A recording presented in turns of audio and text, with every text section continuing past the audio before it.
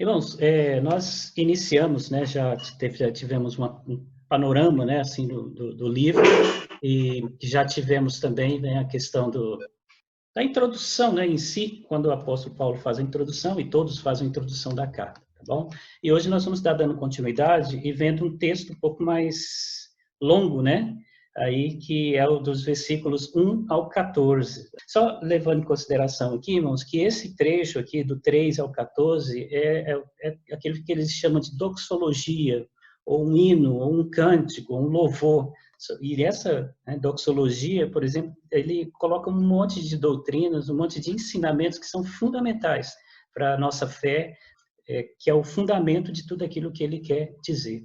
É bem interessante essa questão de tanto de cântico, né, quanto de oração, porque a gente conhece o que a pessoa crê a partir do momento que nós vimos a oração dela, ou o cântico, ou o hino que ela compõe, né, porque ela vai expressar realmente aquilo que é a sua fé, que é o seu entendimento. E aqui Paulo, ele inicia essa carta, né, com uma oração, e uma oração em que ele revela um monte de coisas que ele conhece a respeito de Deus e que ele crê a respeito de Deus, e que é interessante a gente observar para nós também crermos, né? Então, vamos ver aqui, porque cada pensamento, né, que é colocado aqui nesse texto, ele está ligado entre si, né? Ou seja, por exemplo, Paulo trata de um monte de coisa, por exemplo, a eleição, que a eleição foi feita lá no princípio de tudo. Aí ele vem da filiação, né, a respeito da nossa adoção, que vem pela filiação em Cristo Jesus. Fala da redenção, que significa também perdão. E aí ele fala da percepção dentro do propósito de Deus, propósito que a tudo abrange, ou seja, Deus faz com que a gente tenha essa percepção. Também ressalta o privilégio, tanto do judeu quanto do gentio, de se tornarem povo de Deus. E aí ele fala, né, ressaltando no final ali, a respeito do selo do Espírito Santo. Então, olha o que esses poucos versículos, né, ele traz para nós de doutrina. A doutrina da eleição, da adoção, da redenção, do propósito, né, de Deus, também da questão de nós nos tornarmos um povo só, tanto judeu como gentios, em Cristo, e a questão do selo do Espírito Santo, que é o penhor da nossa herança, é a garantia daquilo que nós vamos receber eternamente lá nos céus, tá bom? Então, vamos iniciando aqui. Versículo de número 3, ele diz: Bendito Deus e Pai do nosso Senhor Jesus Cristo, que nos tem abençoado com toda sorte de bênçãos espirituais nas regiões celestiais em Cristo. Aqui tem várias questões interessantes. Primeira coisa, ele começa a bem dizer o nome do Senhor, né? Então, o louvor dele vai a Deus. E só Deus é que é digno, né, de receber esse louvor, de receber essa adoração. E ele coloca o porquê. Primeiro, porque tudo que gratuitamente, né, confere ao homem e ao mundo vem de Deus. É Ele que nos dá gratuitamente todas essas coisas. Então, tudo que nós temos, tudo que o mundo tem, é porque foi Deus quem nos deu, por isso ele é bendito. E também por ser Deus e Pai, ele, né, ser Deus e Pai do nosso Senhor Jesus Cristo. E o Senhor Jesus Cristo que é a imagem perfeita desse mesmo Pai, né, que Jesus revelou, né, revelou o Pai aí, e aí nós podemos ver essa glória de Deus aí, né, sendo manifestada. Tá? E aí, olha só que coisa interessante, o que ele diz: Bendito Pai, né, que nos tem abençoado. Esse Deus, ele bendiz porque esse Deus tem abençoado. Dele vem um contínuo jorrar de bênção. Ele não só abençoou, mas ele continua abençoando, né? E essa bênção que ele derrama sobre a vida daqueles que são deles é grandíssima, é muita bênção, é como, né, jorrar. A palavra de Deus diz que Jesus é a fonte, né, de água viva, é a fonte de toda a bênção. Então, Cristo, representando o Pai, né, ele traz aí para nós essas bênçãos que vêm de Deus. Então, é por meio de Cristo que essas bênçãos que Deus quer derramar continuamente sobre a nossa vida, ela chega até nós. Então, por Deus, por causa de Deus. E a outra coisa é que ele diz que essas bênçãos são nas regiões celestiais, né? Então, elas não são limitadas apenas às coisas materiais, porque as coisas materiais, elas acabam. Mas as bênçãos que Deus tem derramado sem medida sobre a nossa vida é principalmente na questão espiritual. Ele nos dá, né, aquilo que nós precisamos no nosso dia a dia, para poder viver, para poder desenvolver, mas ele nos dá muito mais ainda no que diz respeito às questões espirituais. Ok? Então, aí o que ele diz para nós? O versículo 4 ele diz: assim como nos escolheu nele antes da fundação do mundo para sermos santos e irrepreensíveis perante ele e em amor. Então, olha só, nesse versículo aqui nós temos o propósito de Deus. Ok, Deus, ele fez um monte de coisa, ele tem nos abençoado, ele tem nos chamado tal, mas com um propósito, tá? E esse propósito é um propósito que desce lá do céu, da onde Deus está, né, que vem para nós, né, e tem o seu fim concretizado e completado lá no céu também. Então, desde o céu, Deus projetou algo para nós, e aí Ele quer que nós venhamos desfrutar plenamente disso lá no céu. Para isso, o que ele faz conosco, né? Então, antes da fundação do mundo já existia esses planos, aí Ele fez o quê? Nos elegeu, né? Escolheu. Diz o texto aqui para nós. Nos escolheu nele. E aqui nós temos aquela palavrinha, né? Referente a Jesus. Escolheu em quem? Em Jesus. Tá? Então, é interessante que Calvino, ao falar sobre a questão da eleição, ele entende que a eleição ele é como um fundamento e a primeira causa de todas as bênçãos. Então, o cristão ele deve se alegrar na eleição. A eleição que foi a primeira coisa que Deus fez, antes dele criar todas as coisas.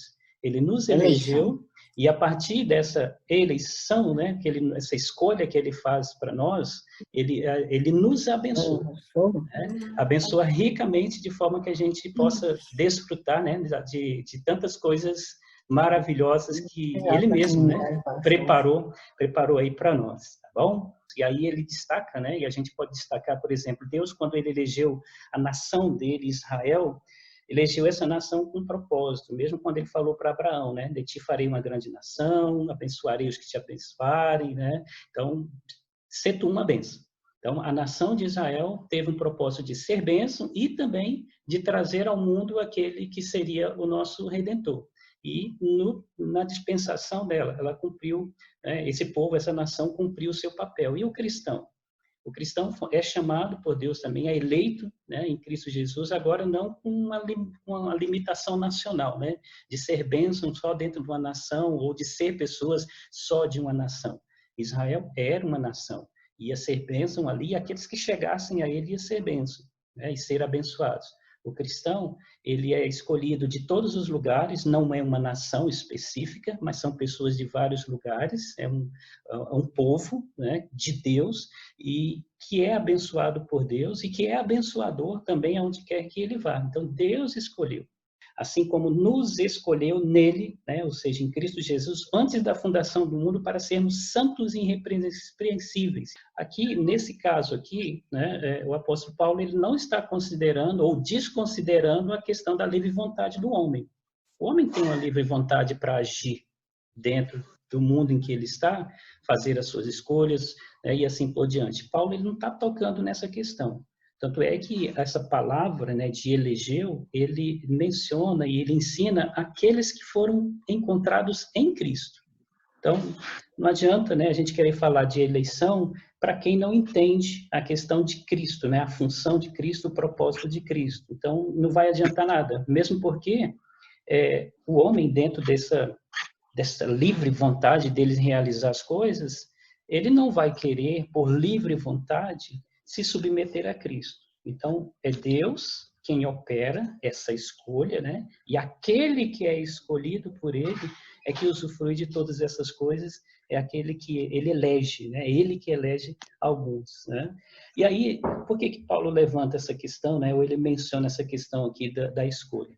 Quem é salvo, ele precisa perceber duas coisas. Primeiro, que tudo é trabalho do Senhor. A eleição, tudo aquilo que nós somos, é um trabalho de Deus. Faz parte do plano, faz parte do propósito dele, tá? De escolher alguns para poder estar eternamente com ele. E nós, aliás, nos escolheu não só para a salvação, mas para a santidade de vida também. Tá? Então, nós precisamos compreender que essa eleição ela não se diz respeito unicamente à salvação, mas também para poder viver uma vida diferenciada, né? Que é a vida que a gente chama que é a vida de santidade. E aí vem o versículo de número 5, que diz: nos predestinou para ele, para a adoção de filho por meio de Jesus Cristo, segundo o beneplácito da sua vontade. É o que diz aqui a minha versão. Essa questão da predestinação, né, ela expressa o fato de que o plano de Deus para o seu povo vem que desde a eternidade, pré-destinados, né? Ou seja, fomos escolhidos, ou aqueles que pertencem a Deus foi escolhido antes da fundação do mundo para ser alguma coisa. Então, fomos predestinados para poder desenvolver e ser alguma coisa dentro do plano de Deus. Então, aqueles que são do plano de Deus e vão fazer alguma coisa no plano de Deus, ele já escolheu antes mesmo dele, né, formar todas as coisas e dar origem a todas as coisas, antes da fundação do mundo ali. Tá? Aí a gente vê uma coisa interessante, porque pelo pecado, o privilégio que nós tínhamos em Deus, ele se perdeu. Tá? Mas pela graça de Cristo e através de Cristo, a gente tem a questão da restauração, e aí nós temos a filiação, que aí sim isso se tornou possível, né? Então Deus, ele nos formou, né, perfeitos, o pecado entrou no mundo e nos distanciou dele. Então Deus, com a sua graça, ele, e dentro daquilo que era o plano redentor dele, através de Cristo Jesus, ele nos restaurou, né? Nos restaurou novamente a comunhão com ele e nos tornou filhos dele, não só criaturas, mas filhos dele, né? Porque filhos têm ali mais privilégios do que uma certa criatura ou alguém que faz parte, né, de um determinado grupo ou que está numa família, mas que não é filho. Então, olha só, essa predestinação é para adoção. Aí vem o judeu, ele não entendia muito essa questão, não era muito na prática deles a questão de adotar. Os romanos, sim. Então, por isso que Paulo ele fala sobre isso, porque ele entendia muito sobre as questões, né, do povo romano. Então, um filho adotado, por exemplo, para um romano, deve a sua posição à graça, né? Ou seja, foi uma escolha graciosa que alguém fez, e não ao direito. E aí, ele passa a ter os mesmos privilégios e deveres de um filho de nascimento. Então, essa questão da adoção, né, nossa como filhos de Deus, faz com que a gente tenha o privilégio, né, de pertencer à família de Deus, tendo os mesmos direitos, mas também as mesmas responsabilidades. E essa questão da adoção foi uma escolha de Deus. Foi Ele quem escolheu adotar. Predestinou algumas pessoas para adotar para Ele como filhos. Então, Deus ele tem todo esse direito, porque quando nós pensamos na adoção, a adoção ela vem como uma posição de graça, né? Aí para a vida daqueles que são adotados, tá? E aí vem, né, a grande palavrão aí, né? Beneplácito, segundo beneplácito de Deus. O que é beneplácito? É propósito. Tudo aquilo que Deus faz, e a gente já pôde ver, perceber um pouco isso, né? É dentro de um propósito. E quando a gente vê a pessoa de Jesus Cristo, né, Jesus ter vindo ao mundo, ele veio com um propósito. Tá? Tudo que aconteceu com Jesus foi para um propósito. E quando Deus nos predestinou, foi para um propósito. E esse propósito é segundo a vontade dele. Não tem interferência de ninguém para que ele possa, né, realizar esse desejo dele, ou esse propósito, ou essa ação dele. Tá? Então, por isso que o versículo 5 ele coloca aí justamente para nós, né? Que segundo o beneplácito da sua vontade, foi que ele nos adotou, considerando aquilo que ele já tinha predestinado antes mesmo da fundação do mundo. Aí nós temos o versículo número 6, que ele diz: para louvor da glória, né, da sua graça, que ele nos concedeu gratuitamente no amado. Então, veja que, como eu disse no começo, há uma construção. Uma coisa vai puxando outra e vai levando a outra automaticamente, né? Então, Deus fez todas aquelas coisas, né? Nos escolheu, e nessa escolha foi uma escolha predeterminada para que nós pudéssemos ser adotados por Ele, para poder realizar algumas coisas interessantes dentro do seu propósito, né? E aí, qual que é o propósito maior? Nos escolheu para o louvor da glória da sua graça. A glória de Deus, que é a manifestação da sua própria natureza. Deus se manifestando, né? E ele nos fez um com ele. E a graça é a sua suprema automanifestação. Então, como que Deus se automanifestou graciosamente nas nossas vidas? Enviando o Filho dele. E o Filho dele, né, realizando tudo aquilo que ele fez ali na cruz para garantir que nós fôssemos, então, adotados e salvos, né, da perdição aonde nós estávamos. Tudo isso para quê? Para a glória de Deus. Afinal de contas, é Deus que estipulou todas essas coisas, é Ele que realiza todas essas coisas, porque está dentro do propósito dele. Então, aqueles que são recebidos em Cristo como filhos devem demonstrar a natureza da graça do Pai e, dessa maneira, glorificá-lo. Né? Como eu disse, nós somos chamados para ser a semelhança de Cristo Jesus. E Cristo, como vimos também ali, ele é a manifestação do próprio Pai. Nisso nós devemos glorificar a Deus, né? Na forma como nós vamos viver. Somos chamados para viver de forma a glorificar a Deus em nós, tá? Considerando a graça dele, que ele se manifestou em Cristo Jesus. E aí ele diz, né? Para o louvor da sua glória, que nos concedeu gratuitamente no amado, né? Favor com o qual ele nos favoreceu, né? Então, gratuitamente, ou seja, gratuitamente é o favor com o qual ele nos tem, né, favorecido ali, né? Dele é que vem, como eu disse agora há pouco, um contínuo jorrar de bênçãos. Então, a graça de Deus, ela se mostra, né, abundante na nossa vida.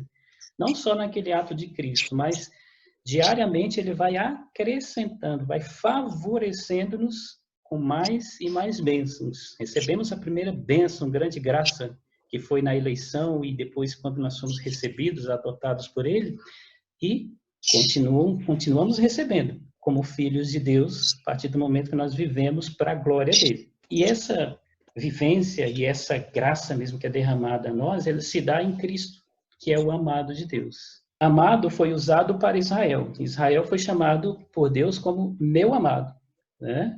E como título do maior representante de Israel a Jesus, né, nós vimos aqui também o amado, que é o nosso Messias, que é Jesus, aquele que foi enviado. Ele é o amado de Deus. E por ele ser o amado de Deus, o próprio Deus nos oferece nele um monte de coisas boas, né? A graça que é derramada sobre a nossa vida passa por Cristo Jesus. E aí o versículo 7, no qual temos a redenção pelo sangue, a remissão dos pecados, segundo a riqueza da sua glória. Então, a outra palavra importante para Paulo aqui é a questão da redenção. Essa redenção, ela se segue à graça que restaura, né? Uma vez que nós somos restaurados por essa graça ela nos redime, né? Ela nos tira de uma posição delicada, né? E nos coloca numa outra de honra, né? Então, olha só, tal redenção encontra-se em Cristo. Nós somos redimidos em Cristo. A ideia geral é de tirar ou de tornar, né? Tornar livre uma coisa ou pessoa que se tornar a propriedade de outra. E a gente olha, quando a gente olha para o Antigo Testamento, por exemplo, Israel foi redimido. Então tem duas situações assim muito visível, né? Muito clara na Bíblia que a gente vê, que é, por exemplo, do Egito. Eles estavam escravos no Egito. Durante 430 anos eles ficaram escravos no Egito e de repente Deus, através, né, ali de Moisés, né, por meio de Moisés, leva esse povo a uma remissão, a redenção. E aí a outra também foi na Babilônia, quando o povo de Israel ali, eles escravos 70 anos, né, na Babilônia, Deus deu a oportunidade de alguns deles, né, retornarem para a sua casa e restabelecer, como a gente vê em Neemias, por exemplo, que reconstruiu os muros, e aí veio a reconstrução do templo, Esdras também, trazendo eles a redenção, a restauração novamente à sua terra. Aí, pela redenção, é que esse povo ele foi salvo. No que diz respeito ao cristão, né, e aqui Paulo estava falando sobre a redenção do cristão, ele é remido, ele é restaurado, né, de uma vida que ele estava de pecado. A ideia de redenção é tornar livre alguém que tinha sido preso, então todos aqueles que nasceram no pecado são escravos desse pecado.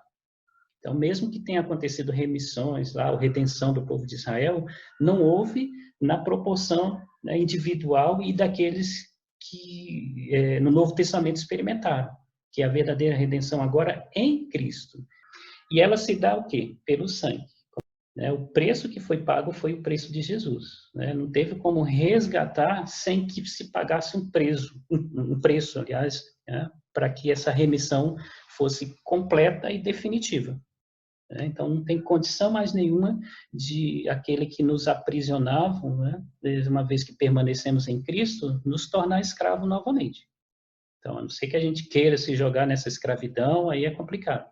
Mas aqueles que permanecem, querem permanecer em Cristo, né, esse inimigo, mesmo que ele bata a porta, ele não tem condição de nos tornar escravos de novo, porque fomos remidos, fomos perdoados por Cristo Jesus, pelo sangue dele. Ele teve que morrer na cruz ali para pagar esse alto preço. E essa remissão e perdão ocorre o quê? Segundo a riqueza da graça, né? Segundo a medida que ele tem como necessário. A graça, ela é dada a nós à medida da nossa necessidade. E aquela graça que Cristo nos dá, né, na remissão aqui, do perdão dos pecados, é segundo a riqueza da graça dele. E essa riqueza dele é a medida que nós precisamos. Né? À medida que nós precisamos. Nós devemos clamar mais graça? Mais graça? Deve. Mas vamos receber, claro, né, à medida daquilo que Deus tem preparado para nós. E aí é interessante que o próximo versículo, né, ele mostra para nós que, por mais que essa graça, como vimos aqui agora há pouco, né, ela tem na medida, como a medida necessária, mas ela também é abundante. Ela diz para nós, no versículo 8, né, de que Deus, aliás, né, que Deus derramou abundantemente sobre nós em toda sabedoria e prudência. Ou seja, nessa questão da redenção, né, foi por um ato de graça de Deus. E esse ato de graça foi feito ali, através de Cristo Jesus. E ela continua sendo derramada na nossa vida. Né? Quantidade mais que suficiente da adoção divina. O jorrar de uma fonte que tem origem abundante e profunda. Então, ele continua, ele nos abençoou, ele nos derramou graça e ele continua derramando essa graça sobre as nossas vidas. A gente já falou um pouco sobre essa situação, tá? E essa abundância, ela vem em sabedoria. Aquele que Deus perdoa, ele ilumina a mente dele. E essa pessoa recebe essa compreensão de forma que ele entende o propósito de Deus. Então, a sabedoria que Deus derrama sobre a vida daqueles que é alcançado por ele, né, pela redenção, pela graça, ela é enorme, é abundante, ela é profunda e faz com que a gente compreenda o propósito de Deus nas nossas vidas e aí faz com que a gente viva segundo a vontade dele. E aí vem a grande questão, irmãos, que muitas pessoas acabam não vivendo, né, segundo o propósito de Deus porque não compreende esse propósito. E não compreende porque está precisando aí desenvolver um pouquinho a sabedoria que Deus deu. Tá? Deus, ele quer derramar sobre as nossas vidas de forma abundante, sem parar, jorrando.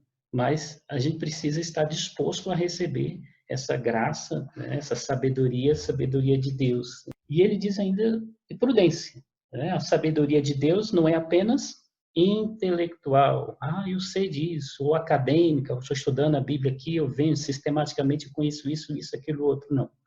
Mas é também a origem da compreensão de detalhes do viver diário.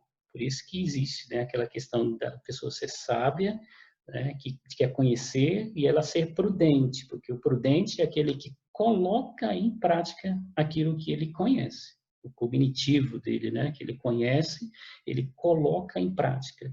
E a graça de Deus que é derramada sobre nós é abundante nesse sentido, de nos dar essa sabedoria, mas também nos dar a disposição para colocar em prática.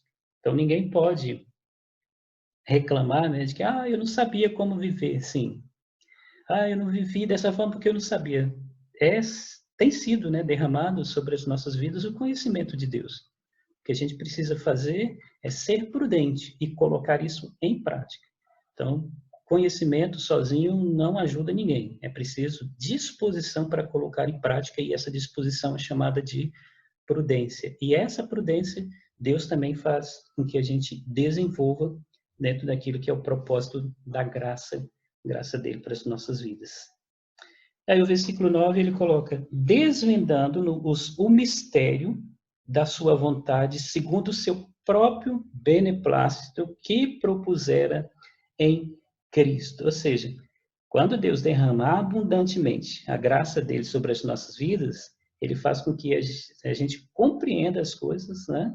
E aí essa compreensão vem pelo desvendar-nos, né? Então Deus revela a sua vontade a respeito do objetivo e propósito da vida, bem como os seus detalhes. Ele é que nos revela, que nos mostra, né? É isso que nós precisamos compreender, né? E para poder desenvolver a nossa vida. Então ele desvenda para nós algo que já havia sido anunciado lá desde o passado.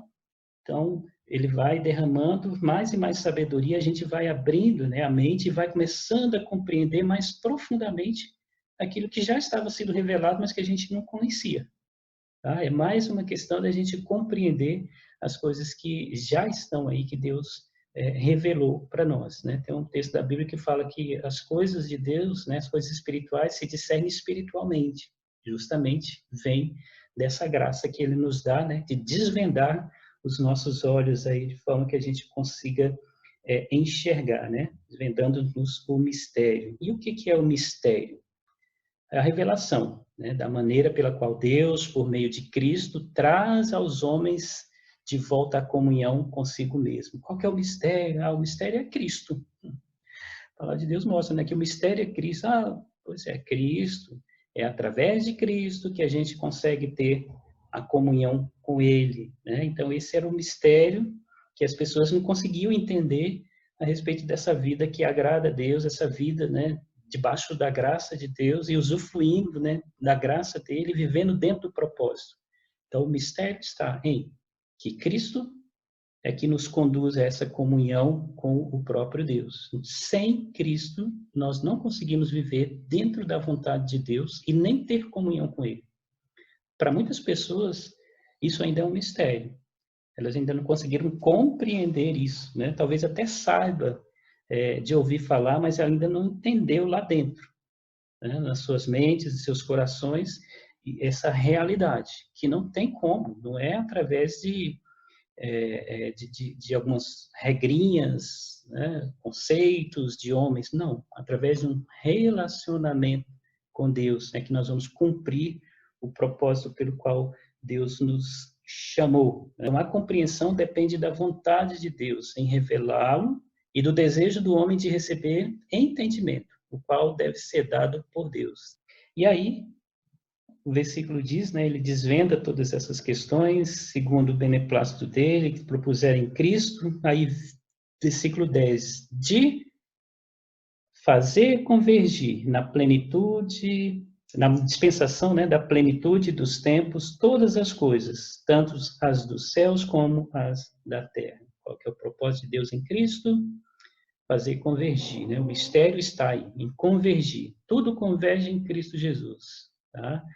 Fazer convergir era usado no sentido de juntar, de fazer um resumo, né? Várias coisas e apresentá-la como sendo uma só. Ou seja, qual que é o resumo de tudo? Então, está ali. E aí, qual que era essa questão em Cristo Jesus? Nós podemos ter 3 ideias aqui, né, que são apresentadas aí dessa questão da palavra, no que diz refere ao plano de Deus em Cristo Jesus, de fazer convergir nele. Convergir o quê? Primeiro, os fatos da restauração, ou seja, como que se dá a restauração? E a gente vê ali, né, que Deus mandou o seu filho para morrer, e ele tinha que ser obediente, ele tinha que morrer morte de cruz, tal, e ele foi, né, não podia pecar. Então, os fatos da restauração ali culmina em tudo aquilo que Jesus fez. E da unidade, né? Ou seja, agora, como vimos agora há pouco, não é mais uma nação que é chamada de povo de Deus, só aquela nação ali, do povo de Israel. Não, mas são todos aqueles que vêm, né, e que se achegam por meio de Cristo, é que são chamados o povo de Deus. Agora há uma unidade no meio dessa diversidade de nações e de pessoas. E a outra coisa é que Cristo ser o cabeça. Então, vai convergir em tudo em Cristo, aquilo que era o propósito de Deus. Alguém tinha que ser o cabeça, né, de toda a criação, e é Cristo. Alguém tinha que unir tudo, foi Cristo. Alguém tinha que fazer alguma coisa para restaurar esse povo, foi Cristo. Aquilo que Deus fez e está fazendo em Cristo pertence ao quê? A dispensação da plenitude dos tempos, ou seja, aquilo que é realizado no tempo certo. Lá no Antigo Testamento, o povo de Israel, eles tinham recebido, né, a promessa de serem restaurados, e eles viviam, né, sempre nessa esperança. E a palavra de Deus nos diz, em Hebreus, né, que Cristo ele veio na plenitude dos tempos.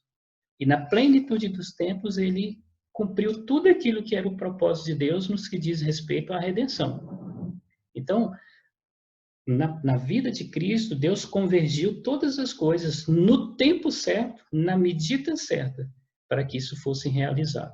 Então, e olha só, tudo que ele fez, foram todas as coisas, né, no que se refere à criação, tanto a espiritual como material, né, se converge em Cristo Jesus. Ele iniciou essa restauração com a vinda dele, com tudo aquilo que ele fez, e ele há de completá-la lá no último dia, tá? Onde tudo definitivamente será restaurado para a glória de Deus. Mas aí o versículo 11 ele diz, dessas coisas tudo, né? Nele digo, no qual fomos também feitos herança, predestinados segundo o propósito daquele que faz todas as coisas conforme o conselho da sua vontade. Então, nele quem? Em Cristo. Tá? Se os irmãos prestarem atenção aqui, né, a gente viu aqui várias palavras, né, que se referiam a Jesus. E esse nele, por exemplo, é citada várias vezes aqui, né? Então, nele, em Cristo, fomos também feito herança. E aqui, Paulo ele está se referindo bastante à questão dos judeus. Tá? Então, aqueles que foi o povo escolhido de Deus lá no passado, em Cristo, nós, os judeus, fomos feitos herança. Tá? No Antigo Testamento, Israel era considerado como uma porção de Deus, propriedade e porção de Deus. Tá? E como porção de Deus, eles tinham direito ali de usufruir de bênçãos da herança desse próprio Deus. Aqueles que são porção direito de Deus, né, têm sua herança nele. Então, tudo que o povo de Israel tinha era Deus. Né? A porção maior deles era Deus. Não tinha outra divindade, não tinha outra coisa de maior valor para esse povo do que o próprio Deus. Aí no Novo Testamento, os judeus. Os judeus, né, eles como sendo porção de Deus, eles se tornaram um povo de Deus. Mas os judeus que creram em Cristo. Aqueles que creram em Cristo, né, eles se tornaram. Afinal de contas, João, capítulo 11, o próprio Jesus mesmo diz, né, que ele veio para que eram os seus. Quem eram os seus? Os judeus, que era o povo que Deus tinha escolhido lá no passado. Muitos judeus não quiseram, e Jesus falou, bom, já que eles não querem, agora todos aqueles que venham a mim são chamados filhos de Deus. Mas, primeiramente, Jesus veio para o povo judeu, né, esse povo que foi escolhido por Deus, é a herança de Deus. Então, como realização do propósito de Deus para os homens iniciados, né, no Velho Testamento, esse povo ele se tornou ali, né, os primeiros a se tornarem o povo de Deus e desfrutar dessas bênçãos de Deus. Jesus viveu, foi no meio deles, né? Jesus ministrou, foi ao coração deles. Muitos deles converteram a Cristo, os sacerdotes converteram a Cristo, eles foram os primeiros a experimentar dessas bênçãos, né, que é a bênção de ser redimidos em Cristo Jesus ali, né, e ter compreendido esse mistério. É até interessante de pensar, né, porque primeiro eles foram predestinados. Antes da fundação do mundo, eles já foram marcados por Deus de ser um povo de Deus. Né? E para quê? Para participar do seu propósito, cujo poder em tudo leva a efeito o desígnio da sua própria vontade. Então, o povo de Israel foi um povo predestinado para cumprir o propósito de Deus. Tá? E eles cumpriram. Foi a nação que Deus escolheu para poder ele ser revelado no mundo. Foi através dele que veio, né, o Redentor, Jesus Cristo, a linhagem dele. Foram eles que foram os responsáveis para poder trazer, né, a palavra de Deus no decorrer da história. E aí nós temos hoje porque eles manteram, né, cumpriram esse propósito de Cristo Jesus, né? Então, eles foram escolhidos, foram predestinados para isso, tá? Para desenvolver algo dentro daquilo que é o propósito de Deus, ok? Então, não vamos pensar nessa questão aqui como de salvação, tá? Mas para desenvolver algo que era parte do propósito de Deus. Muitos deles experimentaram da herança de salvação, não foram todos. O povo foi predestinado para poder desenvolver um papel, um propósito, mas nem todos eles conseguiram desfrutar da herança de ser feitos filho de Deus, mesmo porque tem que ser através de Cristo Jesus. Só é feita herança aqueles que são, né, em Cristo Jesus. Versículo 12, a fim de sermos para o louvor da sua glória, nós, os que de antemão esperamos nele. Aí aqui o apóstolo Paulo, ele já abre um pouquinho mais, né, o diálogo dele, e não falando mais exclusivamente dos judeus. Aqui eles estão falando de todos aqueles que estão em Cristo, que foram restaurados em Cristo. Né? Para quê? Porque todos esses foram restaurados e tudo isso tem acontecido para o louvor da glória de Deus. Tá? Então, para o louvor da glória dele. O objetivo desse plano para com os judeus era que eles deveriam servir para o louvor da sua glória. Primeiro, os judeus. Tá? Por quê? De antemão, eles esperavam em Cristo. Mesmo não sabendo literalmente quem era esse Messias, mas eles esperavam o Messias. Segundo, tiveram conhecimento do Evangelho antes dos gentios. Tá? O Evangelho é a salvação, é a boa nova de Deus, salvação. Eles tiveram esse conhecimento primeiro, e até Cristo Jesus mesmo, né? Ele ministrou muitas pessoas, mas exclusivamente aqueles que ele separou, né? Seus discípulos ali, para dar a eles o conhecimento dessa boa nova, desse verdadeiro Evangelho, do Evangelho que salva. Os gentios receberam posteriormente. E Paulo, ele tem né, assim, autoridade para falar sobre isso, porque ele foi o apóstolo direcionado para falar aos gentios. Os outros apóstolos, eles ficaram mais ministrando, né, para a vida dos judeus. E, então, de antemão, eles já começaram a esperar em Cristo, já se entregaram a Cristo, tiveram conhecimento dessa salvação e, claro, desfrutaram, né, das bênçãos dessa salvação. Mas agora, em quem também vós, depois de que ouvistes a palavra da verdade, o evangelho da vossa salvação, tendo nele crido, fostes selado com o Santo Espírito da promessa. Então, ele vem falando bastante, né, a respeito dos judeus, porque os judeus são os primeiros, eles tinham esse direito, eles tinham esse conhecimento e tal. Agora ele fala, em quem, ou seja, em Cristo, também vocês, gentios, foram selados. Né? Agora ele abre um espaço maior para dar uma palavra de acolhimento àqueles a quem ele estava escrevendo, né? Que não eram unicamente gentios que faziam parte da igreja, né? Os judeus, mas os gentios também estavam ali e a palavra é direcionada a eles. Então, os gentios que outrora estavam sem esperança passaram a participar do mesmo propósito que os judeus, pelas mesmas razões. Por quê? Porque vieram a conhecer Jesus como o Senhor, como Cristo, como Messias, como enviado, como Salvador. Então, por mais que eles tinham uma esperança de uma vida melhor, de estar com Deus, eles não conseguiam participar disso, né? Viver dentro desse mesmo propósito. Mas, a partir do momento em que eles, né, tiveram essa mesma experiência que os judeus também foi dada a oportunidade aos judeus, e esses gentios aceitaram, da mesma forma que muitos judeus aceitaram, agora eles têm a mesma oportunidade, né? Os mesmos benefícios ali para poder experimentar. E como que se chega, então, a fazer parte, né, desse povo de Deus? Você fazer parte desse povo agora de Deus. através, né, da revelação da palavra, que faz com que as pessoas compreendam quem é Deus e quem é o Filho. Tá? Então, pela revelação da palavra, eles tiveram conhecimento, a palavra chegou a eles. E pelo Evangelho, por ser mensagem do amor e misericórdia e salvação para pecadores, todos os homens pecadores.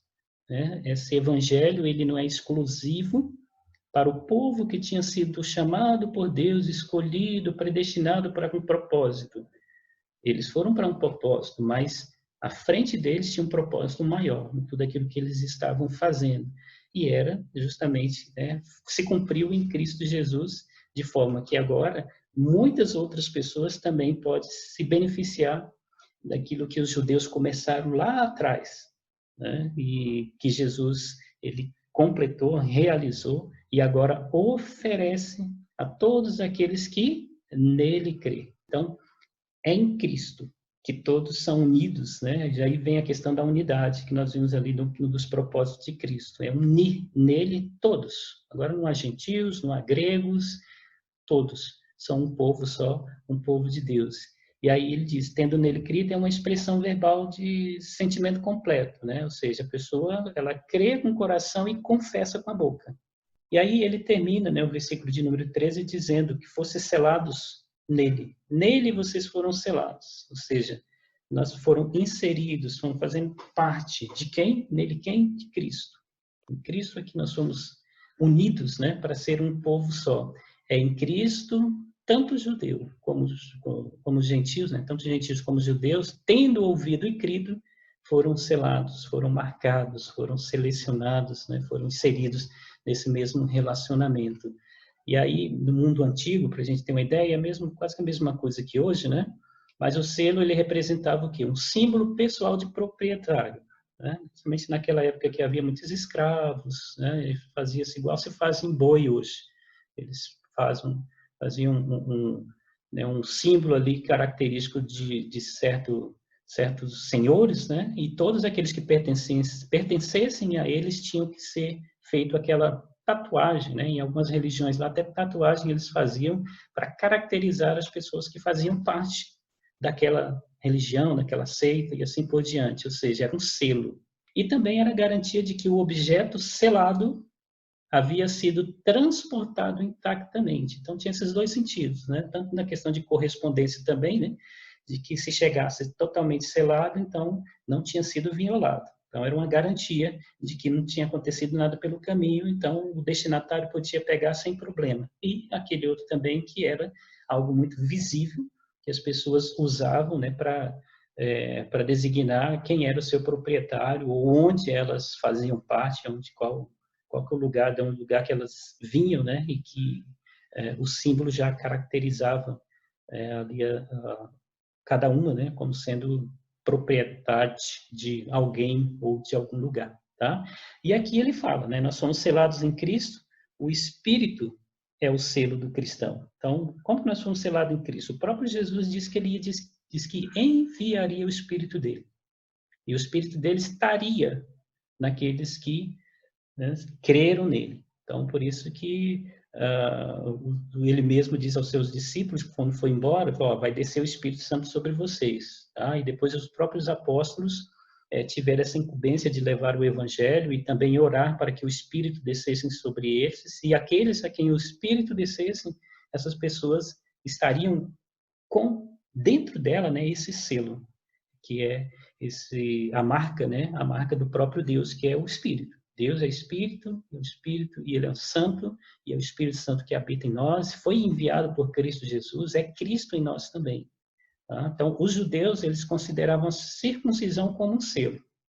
Tá? Então, até antes da vinda de Cristo, como que nós sabemos que nós somos de Deus? A gente tem um selo. Qual que é a circuncisão? Então, todos aqueles que eram circuncidados, todo judeu que era circuncidado, né?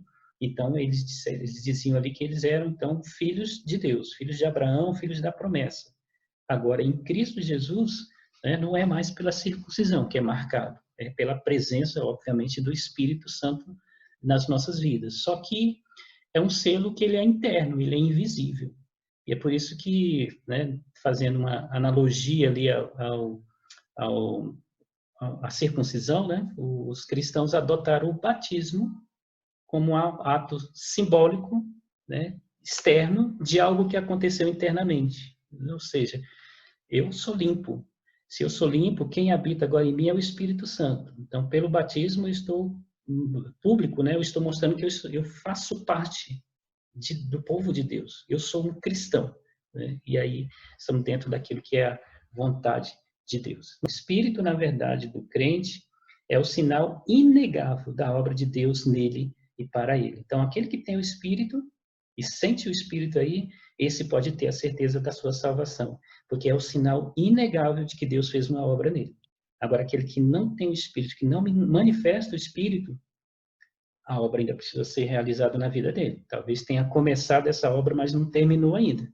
Então, ele precisa deixar que a obra se complete na sua vida. E, finalizando, né, o Espírito é um penhor, é uma garantia. Né? A existência do Espírito é uma antecipação e garantia do gozo da plena herança, né? Da plena herança prometida. Ou seja, aquele que tem o Espírito já começa a desfrutar um pouquinho daquilo que Deus tem preparado. É só um pouquinho, mas ele já tem garantia de experimentar algumas coisas e de que experimentará, né, maiores ainda, porque como vimos ali, né, o selo ele mostra que foi inviolável. A pessoa saiu, né, o objeto saiu de lá, né, da onde ela estava, indo para o seu destino e ela continua lacrada ali. Então, o Espírito em nós quer dizer que nós somos de Deus. E Deus vai nos receber. Aqueles que tiverem o Espírito será recebido, né? na presença de Deus, tem a garantia de ser recebido até o resgate, né? Até o dia da libertação completa, né? O Espírito Santo é nossa garantia, né? O versículo a gente coloca, o qual é o penhor da nossa herança até o resgate da nossa propriedade em louvor de Cristo Jesus, né? Então, parcialmente alcançada agora essa libertação, mas no fim ela será totalizada, né? Será uma libertação total, porque agora o pecado ainda bate na nossa porta e muitas vezes a gente abre para ele, então ainda, né, estamos ali com ameaças ali daquele que nos escravizou uma vez, tá bom? Nessa ocasião, né, Deus tirará das mãos estranhas aquilo que é seu. Definitivamente, né, ele não tem como influenciar ou tocar. O que ele objetiva resgatar é o povo exclusivo de propriedade dele, ou seja, aqueles que foram eleitos, aqueles que foram predestinados, aqueles que foram destinados para uma herança, um povo exclusivo. Então, aquela ideia de que não, no final todo mundo vai para o céu, não funciona, né? Não é bíblica, porque só vai aqueles que fazem parte, aqueles que são exclusivos de Deus. E é exclusivo aquele que ele separou antes dele começar toda a fundação do mundo. Né? E aí vem para o louvor da sua glória. Então, terminando aqui, essa grande doxologia, ela termina com o pensamento da possessão plena de Deus, o que Deus planejou para os homens, tanto os judeus como os gentios, e isso, como tudo que tem sido dado aos homens em cada estágio da revelação do próprio Deus, é em louvor da sua glória. Então, olha só, plano que Deus fez, plano perfeito, para que o nome dele fosse glorificado, ele, né, fosse glorificado, ele fez tantas coisas para o louvor da sua glória. E, finalizando para você compreender um pouquinho, assim, né, um resumo de tudo aquilo que aconteceu, olha só, 3 linhas de pensamento permeiam essa grande doxologia, né, que é, primeiro, de eternidade a eternidade, Deus opera todas as coisas de acordo com o seu plano perfeito. Segundo, cada bênção concedida aos homens encontra-se em Cristo. E terceiro, seu alvo é que os homens sejam para o louvor da sua glória. Então, Paulo, através dessa oração, né, ou desse cântico, desse hino, ele exalta toda essa perfeição que é o plano de Deus e todas as coisas que Deus fez para que aqueles que pertencem a Ele pudessem, no final, gozar, né, eternamente a presença de Deus e o próprio Deus fosse, então, glorificado.